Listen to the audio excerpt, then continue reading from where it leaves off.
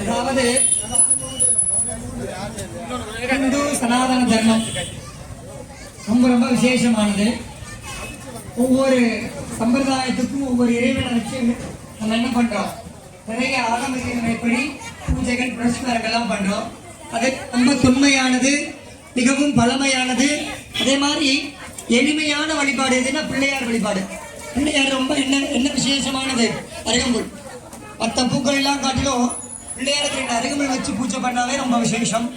அதனால இந்த விநாயகர் சதுர்த்தி 4வது நாள், சதுர்னா 4. அதனாலதான் பிள்ளையார குருவா வச்சுட்டு ரிக் யசூர் சாம அரத்னம் வேதங்கள்லாம் சொல்லி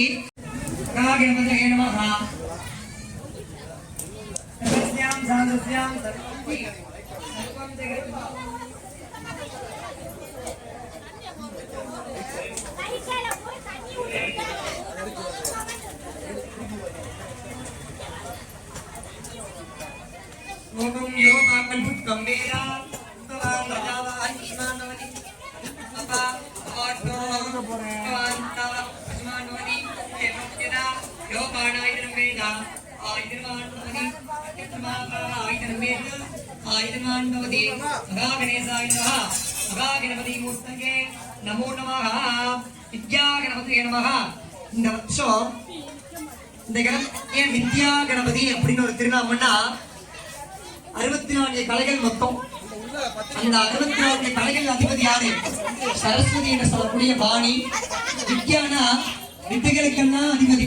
பாடல் பாடுறது, பரதம் கத்துக்கிறது, சங்கீதம், இதுக்கெல்லாம் அதிபதி யாருன்னா சரஸ்வதி. அந்த சரஸ்வதிய சுவாமி என்ன பண்றார், பக்கத்துல வச்சுட்டு அனுகிரகம் பண்றதுனால இந்த கணபதிக்கு பேரு ஸ்ரீ வித்யா கணபதி. அதனால நாளைக்கு ஸ்ரீ வித்யா மகா கணபதி ஹோமமானது இங்க நடைபெறுது.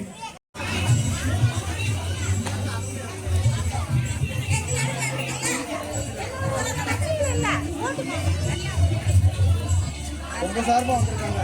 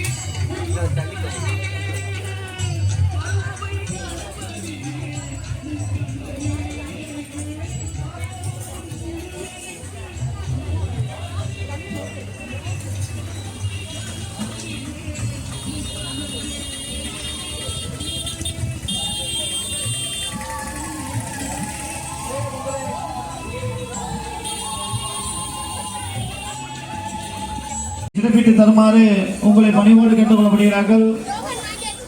பொங்கல் வைத்த தாய்மார்கள் தங்கள் பொங்கலினை விநாயகர் பெருமானுக்கு இட்டு வழிபட்டு செல்லுமாறு உங்களை பணிவோடு கேட்டுக் கொள்ளப்படுகிறார்கள். பொங்கல் வைத்த அத்துணை நல்லுள்ளங்களுக்கும் விநாயகர் சதுர்த்தி விழா குழுவின் சார்பில் நெஞ்சம். அதாவது இந்து சனாதன தர்மம் ரொம்ப ரொம்ப விசேஷமானது. ஒவ்வொரு சம்பிரதாயத்துக்கும் ஒவ்வொரு இறைவனை வச்சு நம்ம என்ன பண்றோம், நிறைய ஆகமப்படி பூஜைகள் புரஸ்காரங்கள்லாம் பண்றோம். அது ரொம்ப தொன்மையானது, மிகவும் பழமையானது. அதே மாதிரி எளிமையான வழிபாடு எதுன்னா பிள்ளையார் வழிபாடு. பிள்ளையார் ரொம்ப என்ன விசேஷமானது, அருகம்புல். மற்ற பூக்கள் எல்லாம் காட்டிலும் பிள்ளையாருக்கு அருகம்புல் வச்சு பூஜை பண்ணாவே ரொம்ப விசேஷம். அதனால இந்த விநாயகர் சதுர்த்தி 4வது நாள், சதுர்னா 4. அதனாலதான் பிள்ளையார குருவா வச்சுட்டு ரிக் யசூர் சாம அரத்னம் வேதங்கள்லாம் சொல்லி ஜெயந்தி காந்தி ஜெயந்தி அப்படின்னு சொல்லுவாங்க. ஏன்னா அவங்களோட பிறந்த நாளை கொண்டாடுறது பேர் தான் ஜெயந்தி. இந்த அவதாரம் பண்ண நாள் தான் ஜெயந்தின்னு சொல்லுவாங்க. அதனால இந்த விநாயகர் அவதாரம் பண்ண நாள் இந்த சதுர்த்தி. அதனால விநாயகர் அவரோட பிறந்த நாளா வச்சு வழிபாடு பண்றோம். அதனால பக்த கோடிகள் எல்லோரும் வந்திருந்து கோடி நகர்வாழிய பக்த கோடிகள் எல்லோரும் வந்திருந்து இந்த விநாயகர் சதுர்த்தி விழாவில் கலந்து கொண்டு எல்லாம் அல்ல விநாயகர் பெருமானை அருள்பெற்று மறைக்க வேண்டும்.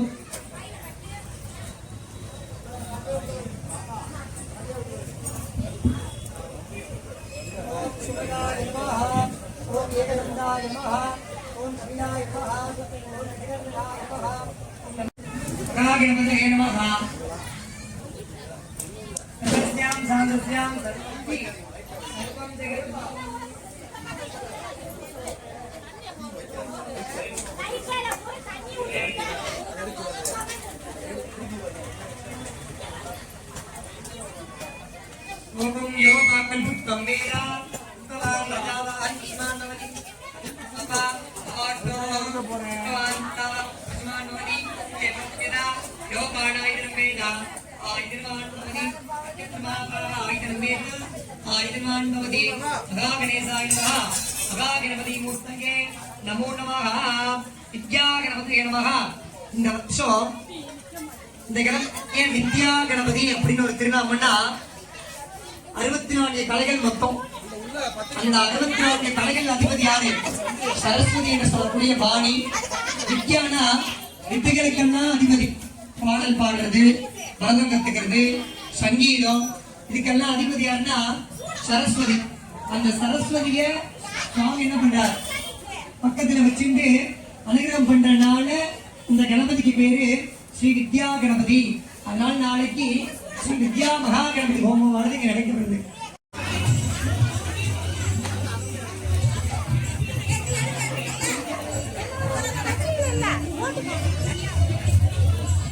உங்க சார்பா வந்திருக்காங்க.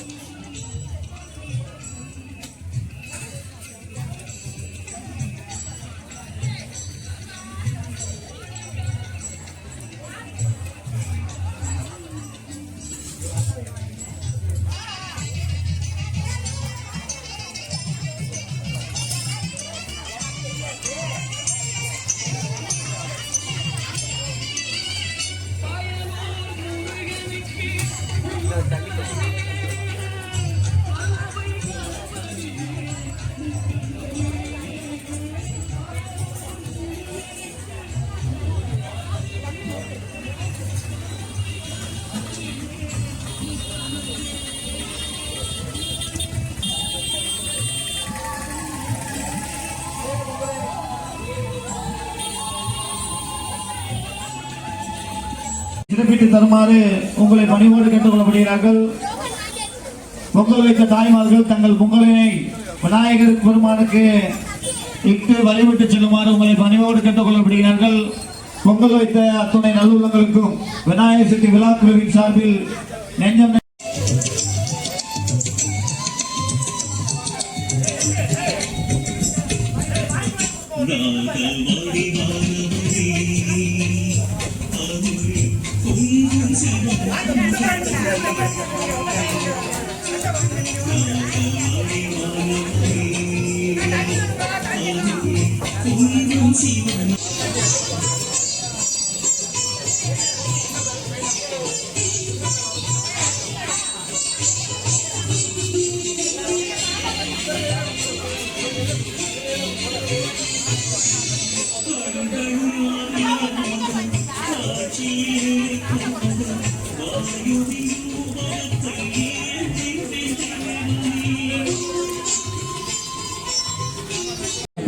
அதில் போடுங்க.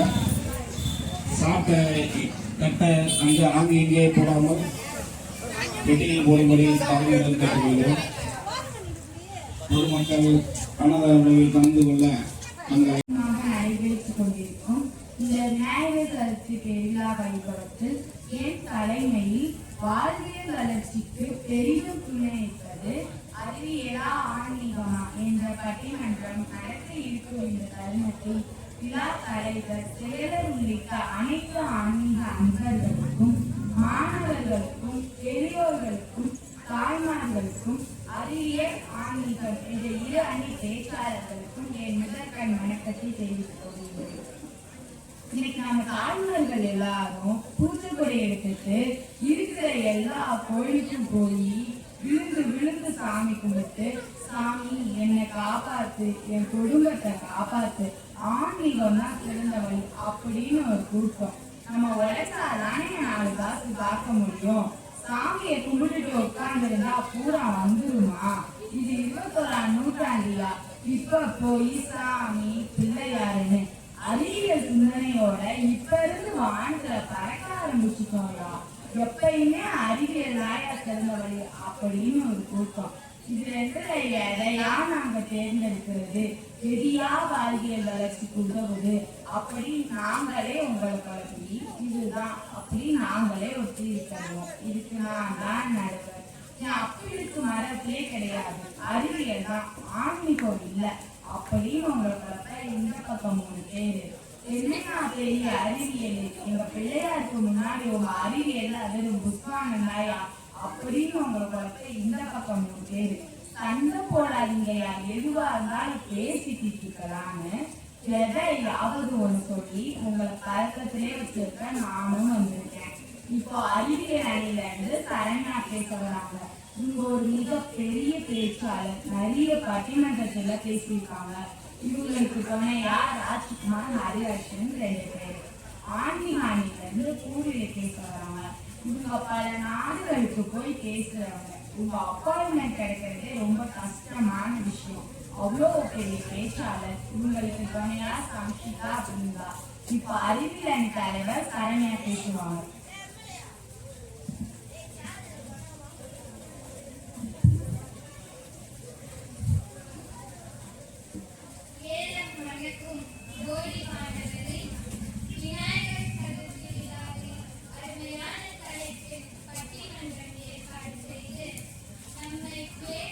பின்னாடி போகுது.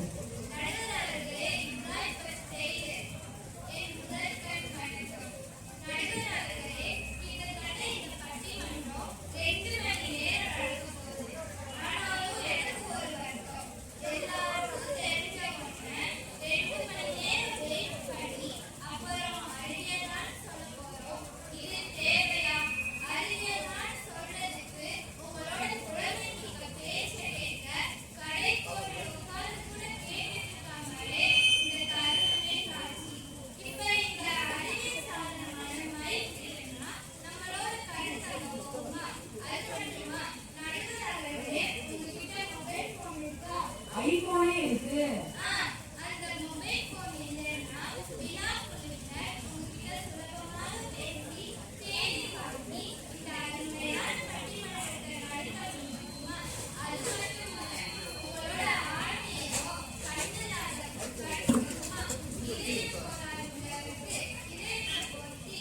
அவரை பிழைக்க வைக்க முடியுமா?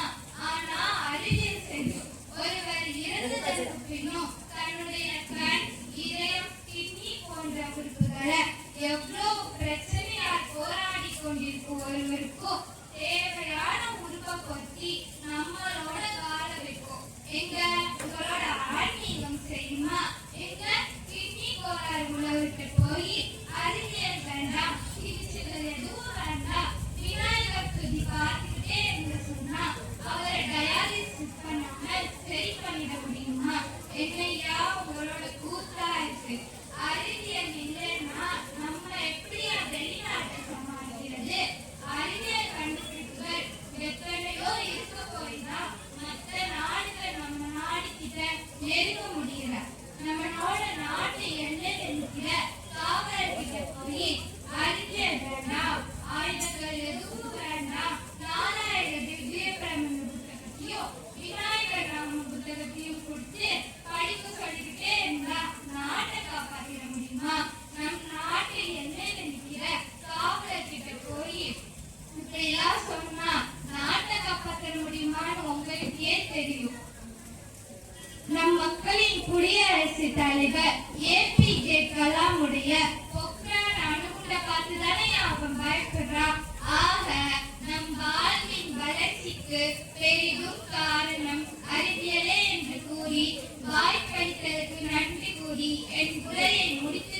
விடைபெறுகிறேன். நன்றி, வணக்கம்.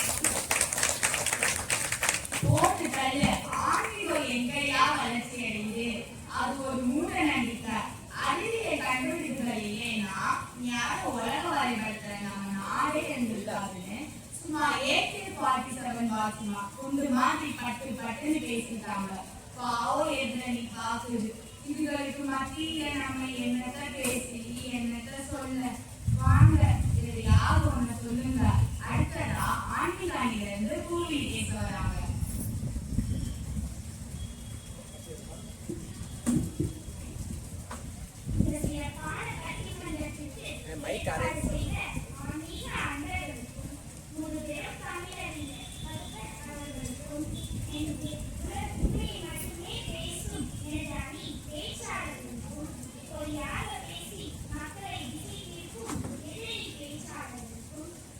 பேச்சை கேட்க ஆவலாக இங்கு அமர்ந்திருக்கும் எனக்கு முகவரி தந்த தாய் தந்தைக்கும், எனக்கு அறிவை புகட்டிய குருமார்களுக்கும், இங்கு கூடியிருக்கும் அத்துணை நல்வுள்ளங்களுக்கும் எனது பணிவான வணக்கம். சபையோர்களே, அறிவியல் வேண்டாம்னு நாம சொல்ல வரல. இரண்டிலும் எது அதிமுக்கியம் என்பதுதான் பட்டிமன்ற தலைப்பு. சரியான நடுவர்களே, ஆன்மீகம் நம்மை பக்குவப்படுத்தும், பலப்படுத்தும், மற்றவங்களை நேசிக்க வைக்கும். இப்படி பக்குவப்பட்ட, பலமான, மற்றவங்களை நேசிக்கக்கூடிய ஒருத்தங்கிட்ட உங்க அறிவியல் இருந்தா நாமும் நாடும் சுபிட்சம் அடைவோம்.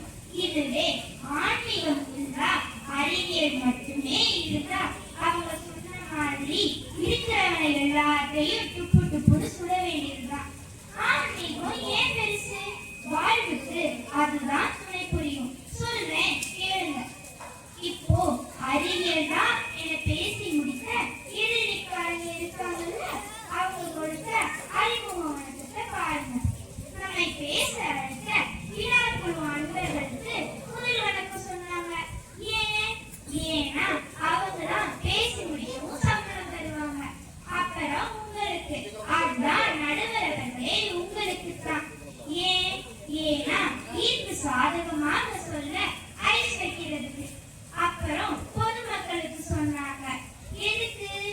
ஏன்னா அவர் பேச பேச கைத்தட்டணும்ல, அதுக்கு.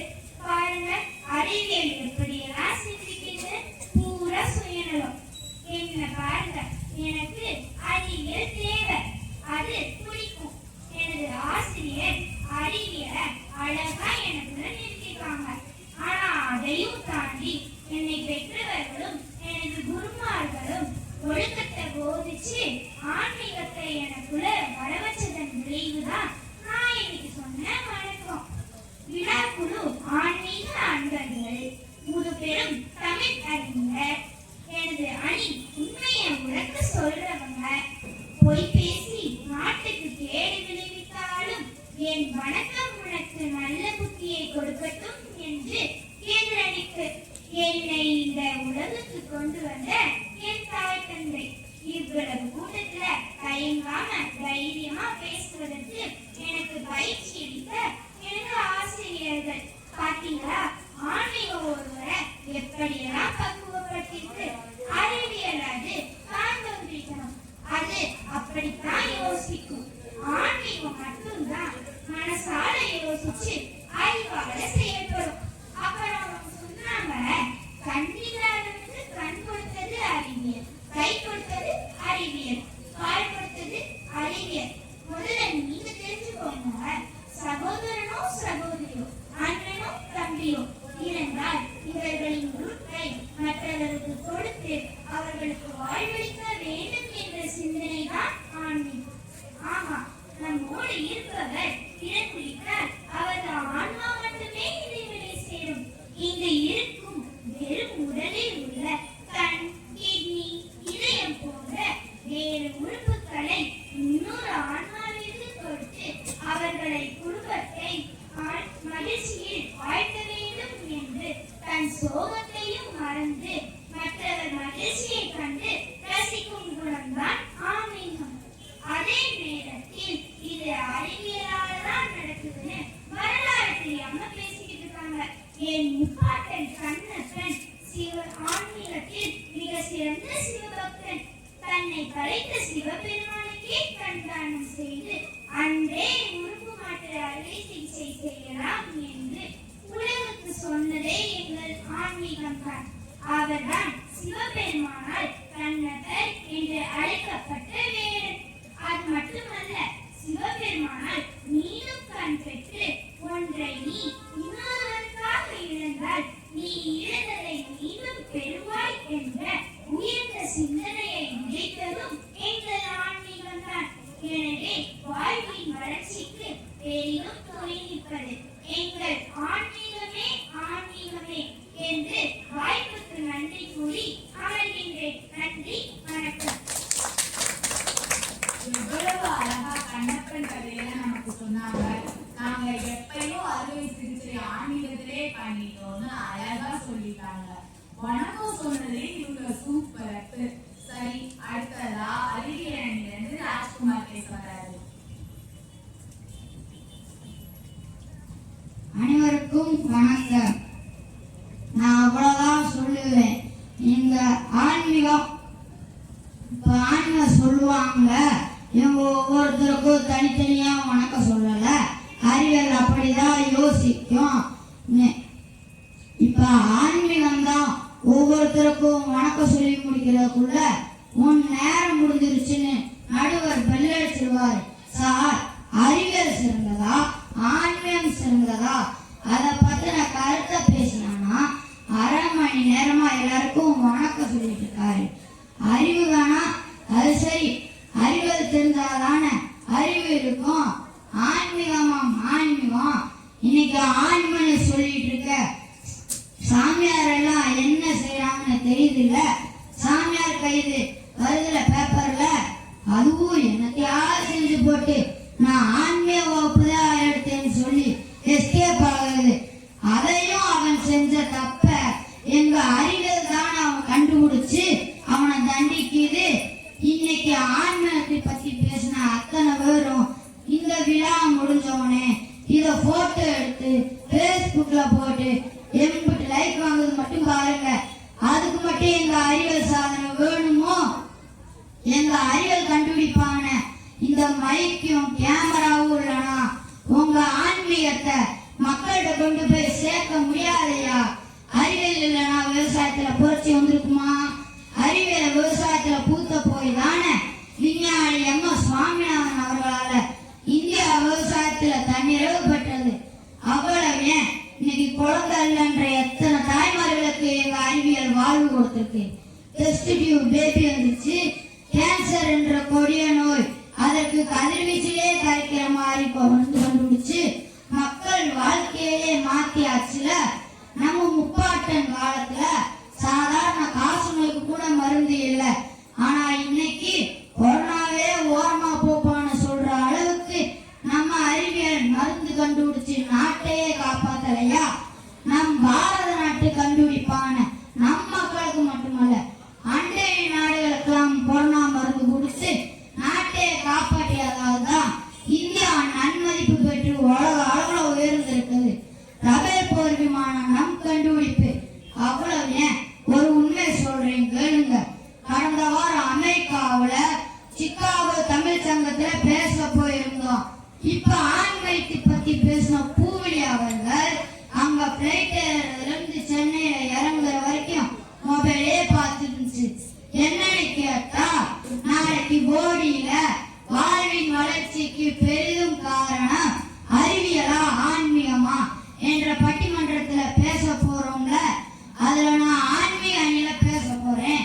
அதை பத்தின ஒரு மண்ணே எனக்கு தெரியாது, அதனால கொஞ்சம் ஹீல்ஸ் எடுத்துட்டு இருக்கேன்னு சொன்னாங்க.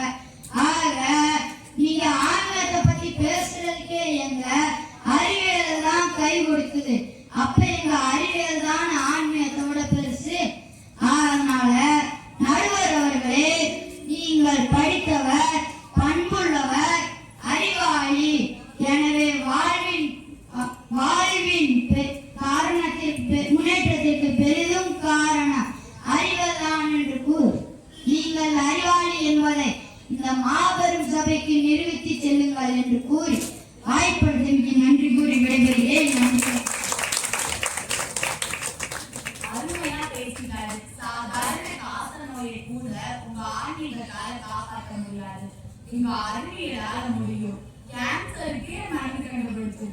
சும்மா பிச்சு உதறிட்டாரு. பாவம் எதிரடி திரு முடிக்குது. வாங்க வந்துட்டு சும்மா போகணுமா?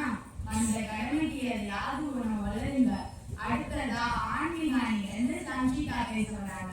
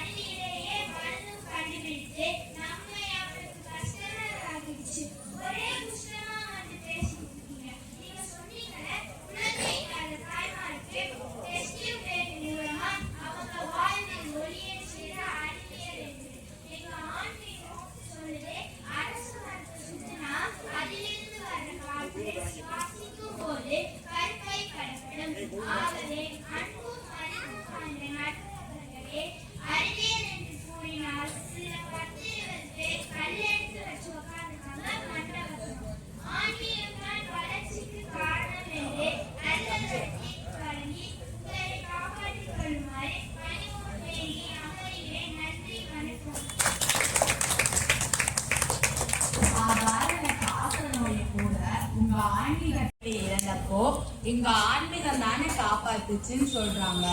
எம்.எஸ். சாமிநாதனின் விஞ்ஞான விவசாயத்தை சொன்னா நம்மாழ்வாரின் ஆன்மீக விவசாயத்தை சொல்றாங்க. விவேகானந்தரின் ஆன்மீக பேச்சுக்கு அமெரிக்க மக்கள் 20 நிமிடம் எழுந்து நின்று கை தட்டுனாங்கன்னு சும்மா பிச்சு உதறிட்டாங்க. சும்மா சொல்லக்கூடாது, நிறைய படிச்சிருக்காங்க. சரி, அடுத்ததா அறிவியல் அணியிலிருந்து ஹரிவர்ஷன் பேச வராரு.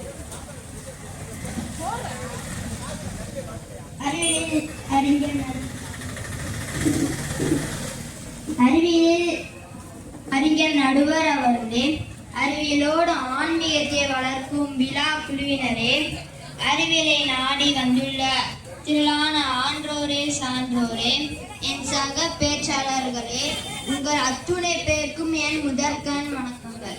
நடுவர் அவர்களே, உங்களுக்கு விநாயகர் சதுர்த்தி விழா கொண்டாடுவதிலோ அதை 3 நாள் கழித்து கரைப்பதிலும் உள்ள அறிவியல் விஷயம் உங்களுக்கு தெரியுமா? எனக்கு தெரியும். நீங்க தானே பேச போறீங்க, நீங்களே சொல்லுங்க. நடுவர் அவர்களே, தமிழுக்கு இது என்ன மாசம்? ஆவணி மாசம். ஆடி மாசத்துல மழை பெஞ்சு வெள்ளம் போகும். அப்ப ஆத்துல பாத்தீங்கன்னா வெள்ளம் போய் மண்ணெல்லாம் அழைச்சிட்டு போயிடும். அதுக்கு அடுத்த மாதம் தான் ஆவணி மாதம். அப்பதான் நம்ம விநாயகர் சதுர்த்தியை கொண்டாடுறோம். மண்ணால் ஆன சினிய வணங்கி 3 நாள் கழித்து அதோட கரைப்பதனோட காரணம், மண்ணை அறிந்த இடத்த இந்த களிமண் கரைஞ்சு போய் நிரப்போம். அப்போ உடனே களிமண் தண்ணியெல்லாம் உரியும் போது நிலத்தடி நீர்கள் அதிகரிக்கும். அதனாலதான் நம்ம விநாயகர் சிலையை கரைக்கிறோம். ஆக ஆன்மீகவாதிகளே, நீங்க கொண்டாட விநாயகர் சதுர்த்தியை ஒரு அறிவியல் தான் புரிஞ்சுக்கோங்க.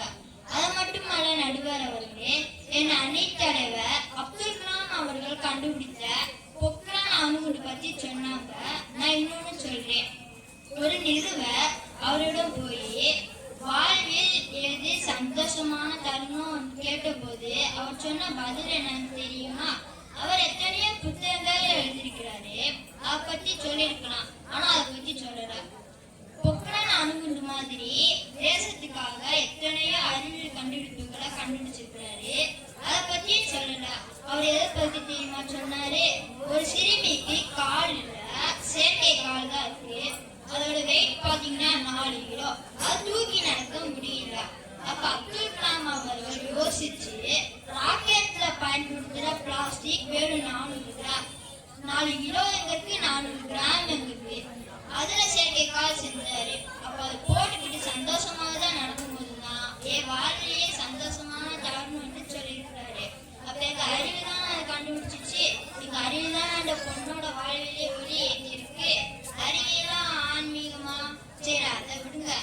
அறிவியல் அணியில பேசுற என்னோட தோழி சம்சிதாவை பாருங்க. அறிவியல் அணியில பேசணும்னா காய்கறி சட்டை தானே போட்டு வரணும். மாடல் ட்ரெஸ் போட்டு வந்திருக்காங்க. நடுவர் அவர்களே, ஆன்மீகம் ஒரு லட்சியத்தை ஏற்படுத்தும், நான் இல்லைன்னு சொல்லல. ஆனா அது நிறைவேற்றுவது எங்களோட அறிவியலாத்தான் இருக்கும். எனவே அறிவியலில் மிக தெளிவான அறிவு கொண்ட நடுவர் அவர்களே, வாழ்வின் முன்னேற்றத்துக்கு மிகவும் அவசியம் அறிவியலே அறிவியலே என்று கூறி பாராட்டி விடைபெறுகிறேன். நன்றி, வணக்கம். வாஸ்தவம் தானே, நடக்க முடியாத ஒரு சிறுமியை நடக்க வச்சா அது மனசு ரெக்க கட்டி பறக்க தானே செய்யும். அந்த சந்தோஷத்துல அறிவியல் தானே இருக்கு. அதுவும் விநாயகர் கரைக்கிறதுல இருக்கிற அறிவியல சொன்னாரு பாருங்க, பிரமாதமா இருந்துச்சு. சரி, கடைசியா ஆன்மீகாணில இருந்து பிருந்தா பேச வராங்க.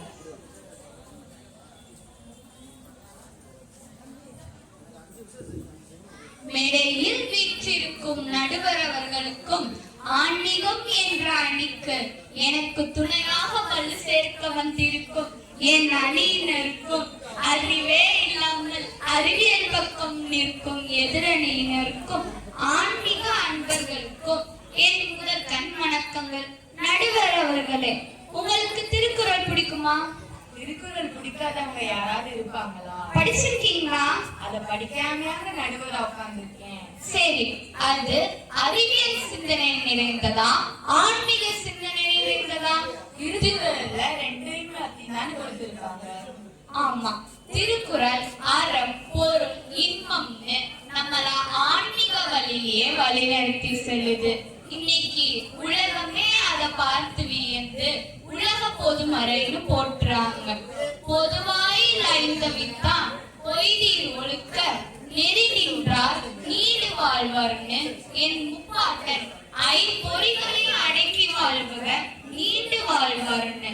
அதாவது மெய், வாய், கண், மூக்கு, செவின்னு ஐம்பொறிகளில் உள்ள தீயதை துறந்து எவன் ஒருவன் வாழ்றானோ அவன் நீண்டு வாழ்வார்னு சொல்லியிருக்காங்க. இப்ப நீங்க திருவள்ளுவரை இருக்கிறீர்களா? அறிவுடையார் எல்லாம் உடையார், அன்புடையார் என்றும் உரியர் பிறர்க்கு. அறிவியல் அறிவு போதிக்குது, நான் இல்லைன்னா சொல்லல. ஞானமுடையார் எல்லாம் உடையர் தான். ஆனா ஆன்மீகம் அறிவையும் அன்பையும் சேர்த்து போதிக்குது. அன்புடையார் என்றும் உரியர் பிறருக்கு. ஆன்மீகவாதிகள் வாழ்றதே பிறருக்காகத்தான். சுயநலமே இல்லாத வாழ்க்கை. அறிவியல் நினைச்சா நம்மளை அழிக்கும், ஆனா ஆன்மீகம் எதிரிய கூட வாழ வைக்கும். அறிவியல் கொள்கையில பிரிந்தாலும் மனம், மதம், இனம், ஜாதின்னு பிளவுபடுத்துச்சு. மத போதகர்கள் நிறைய உருவானாங்க. நம்ம நாட்டுக்கு மத போதகர்கள் தேவையில்ல. எந்த மதமானாலும் சரி, அந்த மதம் போதிக்கும் போதனைகளை பின்பற்றி வாழ்ற ஞானிகள் தான் தேவை. மத போதகர்களால் சூழப்பட்ட நாடு ஆபத்துள்ளதான் இருக்கும். ஆனால் ஞானிகளால் சூழப்பட்ட நாடு ஆபத்துக்குள்ளாகாது. அப்படிப்பட்ட ஞானிகளை வளர்த்தெடுக்கிறதே ஆன்மீகம் தான். ஆன்மீகம் எவ்வளவு வலிமையானது, பெருமையானது, உண்மையானதுன்றதுக்கு ஒரு எடுத்துக்காட்டு. சுவாமி விவேகானந்தர் கிட்ட நீங்க என்ன மதம் கேட்டப்ப அவர் சொன்ன ஒரு விஷயம் வியப்பா இருந்துச்சு. என்னோட நாட்டுல கடைக்குடியில் கூட இருக்கிற ஒரு நாய் கூட பசியோட இருப்பத எது அனுமதிக்கலையோ அதுதான் என் மதம்னு சொன்னாரு. ஆன்மீகத்தோட சிந்தனையை பார்த்தீங்களா? ஆன்மீகம்னா அன்பு, ஆன்மீகம்னா அறிவு, ஆன்மீகம்னா இரக்கம், ஆன்மீகம்னா தன்மை. இப்படி சொல்லிக்கிட்டே போலாம். இன்னைக்கு கூட ரஷ்யா மற்றும் உக்ரைன் நாடுகள் தன்னோட அறிவியல் கருவிகளை வச்சு போரிட்டு எல்லாத்தையும் இருந்துட்டு இருக்காங்க. அப்ப கூட நம்ம ஆன்மீக தேசத்துல இருந்து பிரதமர் போய் தான் அவங்கள சமாதானப்படுத்திட்டு இருக்காரு. இதுல இருந்து நம்ம புரிஞ்சுக்க வேண்டியது என்னன்னா, அழிவுல இருக்கிற அறிவியலை கூட ஆன்மீகம் தான் நிராயுதபாணியாக நின்று காப்பாத்துது. எனவே வாழ்வியலின் உயர்வுக்கு பெரிதும் துணை நிற்பது ஆன்மீகமே ஆன்மீகமே என்று ஆணித்தனமாக கூறி வாய்ப்பளித்தமைக்கு நன்றியும் கூறி விடைபெறுகிறேன். நன்றி, வணக்கம். இப்போ ரெண்டா நீங்களே பேசிட்டு இருக்காங்க. ரெண்டுல ஏதாவது ஒரு பக்கம் தான் தீர்ப்பு சொல்லணும். சண்டை போடாதீங்கயா, ரெண்டு தான் நான் சொன்னா இத சொல்லவா 2 மணி நேரம் உட்கார வச்சேன்னு ஏன் கூட சண்டை போடுவீங்க? நான் இத பத்தி தீர்ப்பு சொல்றதுக்கு முன்னாடி பேசுறதுக்கு முருகன் அவர்களை அழைக்கிறேன். ஐயா, தமிழறிஞர்கள்லாம் மேடையில இருந்து அமர்ந்து அழகாக பேசியிருக்கிற இந்த மேடையில எனக்கு கொஞ்சம் இப்போ கால் நடுங்க ஆரம்பிச்சிருச்சு. ஏன்னா அவங்க சிகாகோ தமிழ் சங்கத்துல எல்லாம் பேசினவங்க, அவங்களுக்கு மத்தியில நாம பேசுறது கொஞ்சம் கஷ்டம்தான். இருந்தாலும் தீர்ப்பு சொல்ல போறது அவங்கதான். என்னுடைய கருத்து என்ன, ஆன்மீகமா அறிவியலா அப்படிங்கிறத மட்டுமே நான் கொஞ்சம் எக்ஸ்ட்ராவா சொல்லணும்னு கூப்பிட்டுருக்குறாங்க. இப்போ பொதுவாக வந்து பார்த்தீங்கன்னா இன்னைக்கு நம்மளுடைய பழனி முருகன் கோயில்ல பங்குனி உத்திரம் அன்னைக்கு செவ்வாய் கிரகத்துல இருந்து ஒரு ஒளி வருது அப்படின்னு சொல்லி ஒரு ஹிந்துல ஒரு கிறிஸ்தவர் கண்டுபிடிச்சிருக்கிறார்.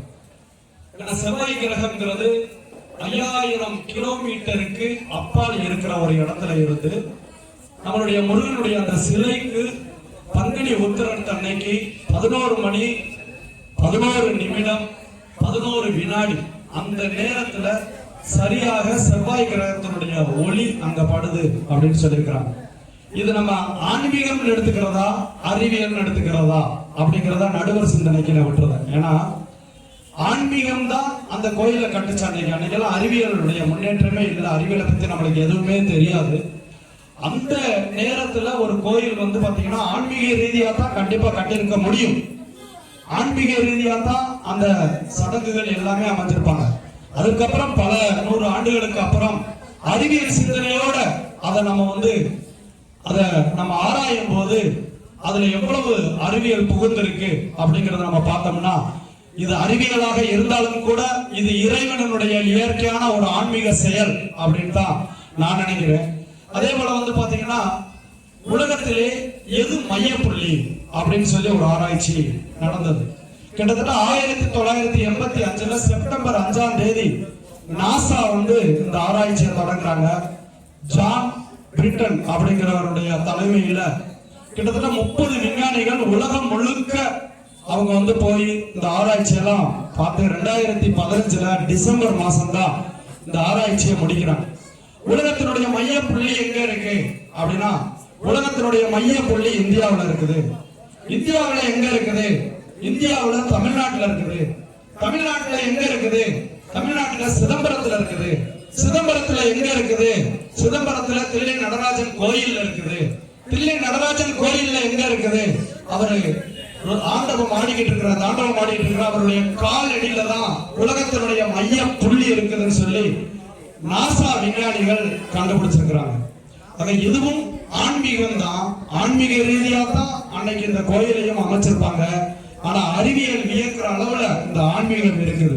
அதனால அறிவியல் நிறைய நம்மளுடைய குழந்தைகள் பேசுன மாதிரி அறிவியல் மட்டுமே இருக்கும்போது என்ன ஆகுதுன்னா, நம்ம ஆன்மீக சிந்தனை இல்லைங்கும் போது அந்த அறிவியல் கருவியை வச்சு நம்மளுடைய எதிரிய என்ன வேணாலும் நம்ம செய்யலாம்.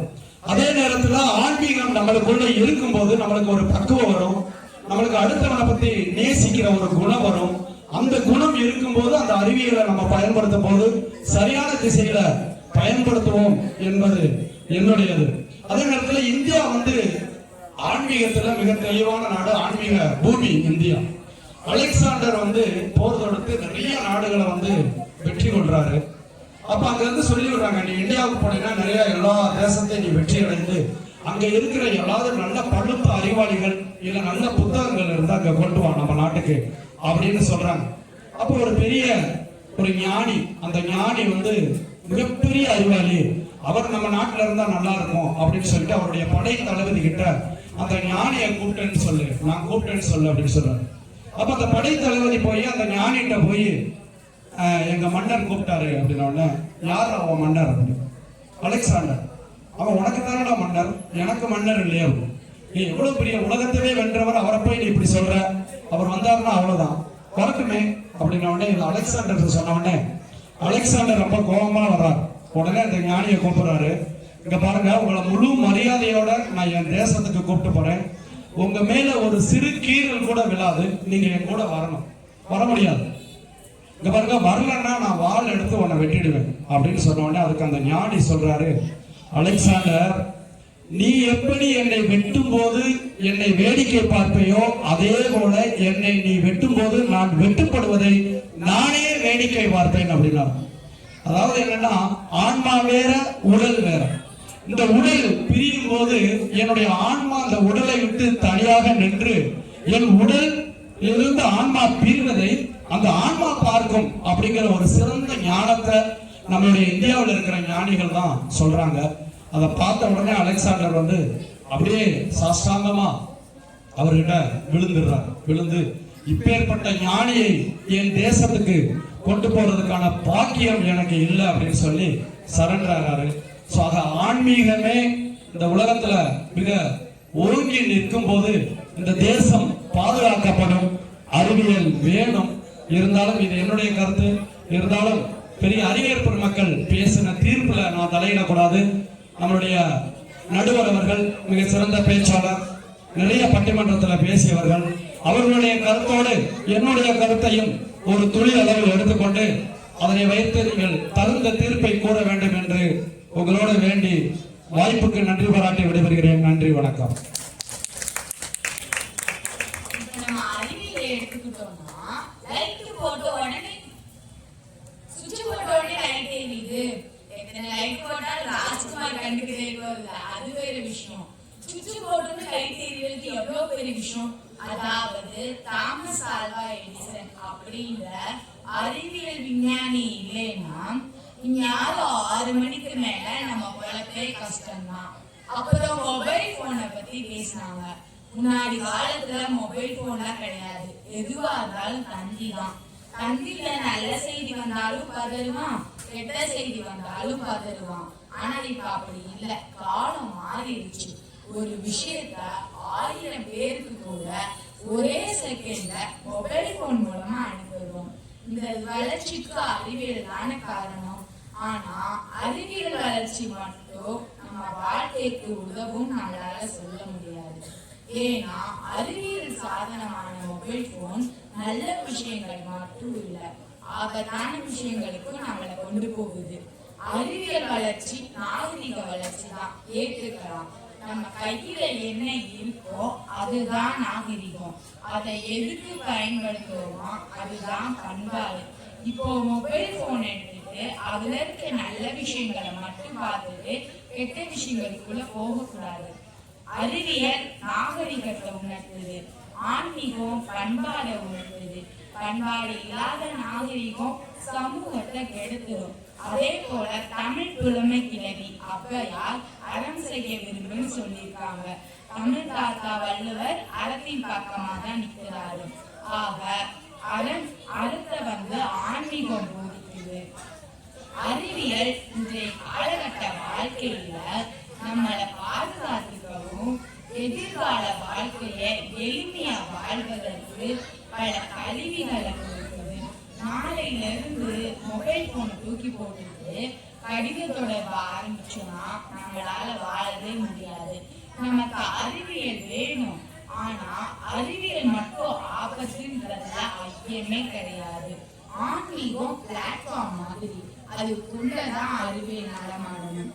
ஆன்மீகம் பொக்கிஷம், அதை விட்டுட்டு அறிவியலை மட்டும் கொண்டாடாம ஆன்மீகத்துக்குள்ள அறிவியலை வைத்து கொண்டாடுவோம், வளர்ப்பெறுவோம் என்று தீர்ப்பு கூறி பேச வாய்ப்பளித்ததற்கு நன்றி கூறி விடைபெறுகிறோம். நன்றி, வணக்கம்.